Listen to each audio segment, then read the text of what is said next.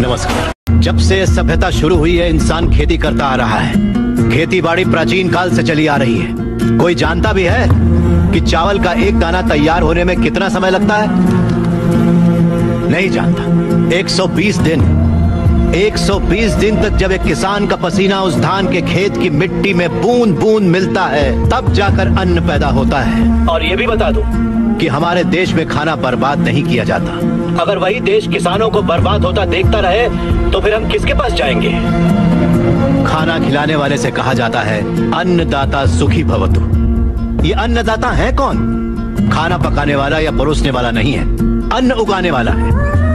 और ये खेती जैसा उपहार ईश्वर ने हमें दिया है। सेल फोन के बिना हम जिंदा रह सकते हैं। टीवी और एसी के बिना भी हम लोग जिंदा रह सकते हैं। जो टीवी और एसी बनाते हैं वो करोड़ोंपति हैं, लेकिन अन्न उगाने वाला वो गरीब किसान इतनी कड़ी मेहनत और धूप में पसीना बहाने के बाद दिन ब दिन गरीब होता जा रहा है। फैक्ट्रीज लगाना गलत नहीं है, बिल्कुल सही है, लेकिन खेतों को बर्बाद करके फैक्ट्रीज लगाना गलत है। इस देश में कितनी ही बंजर जमीनें हैं, कितनी ही पथरीले जमीनें हैं। क्यों? क्योंकि वहाँ पर पानी नहीं है। इसीलिए खेती करने में इतनी परेशानी उठानी पड़ती है। जरा सोच कर जवाब दीजिए कि किसान पानी लेने कहाँ जाएगा? इस देश में पिछले 10 साल में 1,71,105 से ज्यादा किसान आत्महत्या कर चुके हैं। उसमें से 25,000 से ज्यादा किसान तो इसी इलाके में रहते थे।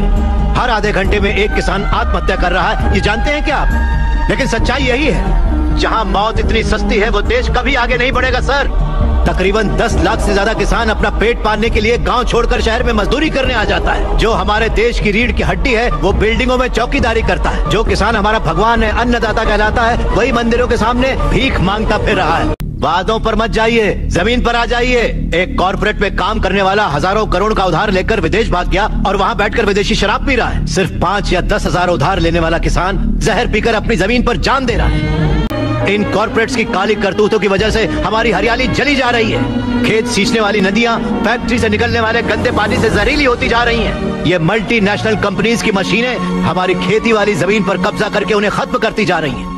पर ये दिखाई नहीं देता। किंग फैक्ट्रीज की बात कर रहे हैं आप। सारे हेल्दी फूड्स में मिलावट करके ये उसे बर्बाद करते जा रहे हैं। अंडे को शैम्पू में, गाजर को क्रीम में, सोया को साबुन में। 2 रुपए का अंडा 10 रुपए में, 10 रुपए का गाजर 100 रुपए में खरीद रहा है ये कॉर्पोरेट वर्ल्ड। इस रेट पर क्या कोई गरीब खरीद पाएगा?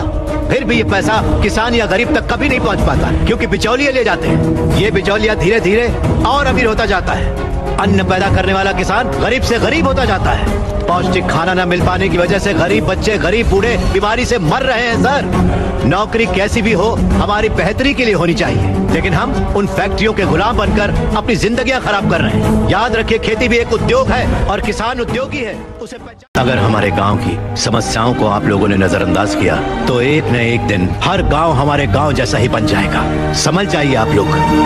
अगर ये मीडिया कोशिश करे तो ये दुनिया हिला के रखते हैं। वो ताकत है आप में। लोगों के दर्द को आपको बताने के लिए आपको परेशान किया, उसके लिए माफी चाहिए। अगर आपको लगे कि ये सही है तो हमें न्याय दिलाने के लिए हम सबकी मदद कीजिए।